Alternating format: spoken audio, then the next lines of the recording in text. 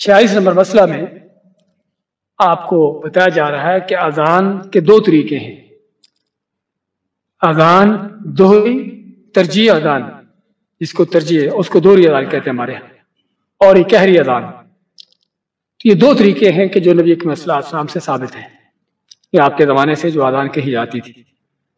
حضرت بلال کے اذان جو کہ آپ کے مدینہ کے مؤذن تھے، ان کی اذان اسی طرح سے ہوتی تھی جس طرح کہ ہماری اذانیں یہاں پر آپ سنتے ہیں کہ چار مرتبہ اللہ اکبر، 2 مرتبہ اشہد ان لا الہ الا اللہ، 2 مرتبہ اشہد ان محمد رسول اللہ، اس کے بعد 2 دفعہ حی علی الصلاۃ، 2 دفعہ حی علی الفلاح، اس کے بعد 2 دفعہ اللہ اکبر، اور آخر میں لا الہ الا اللہ.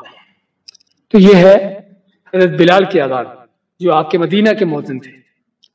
اس کو کہتے ہیں ہمارے قہری اذان، یعنی ایک ایک لفظ مراد، یعنی جملوں کو دہرانا نہیں، یا دہرانے سے مراد یعنی اس کو 4 مرتبہ نہیں دہرانا. ایک ہے دوہری، یعنی دوہری اذان کے معنی جس کو ترجیح اذان کہا جاتا ہے.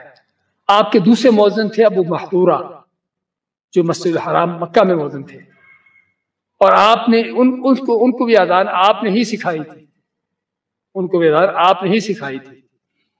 تو ابو محذورہ کی اذان میں اور حضرت بلال کے اذان میں فرق یہ ہے کہ اس میں اشہد ان لا الہ الا اللہ اور اشہد ان محمد رسول اللہ، اس کو 2 دفعہ ایسا کہہ کر اس کے بعد 2 دفعہ بلند آواز سے کہنا، یعنی ان کلمات کو 4 مرتبہ کہنا ہے. اشہد ان لا الہ الا اللہ کو 2 دفعہ ایسا کہنا، پھر 2 دفعہ بلند آواز سے. اشہد ان محمد رسول اللہ کو 2 دفعہ ایسا کہہ کر 2 دفعہ بلند آواز سے.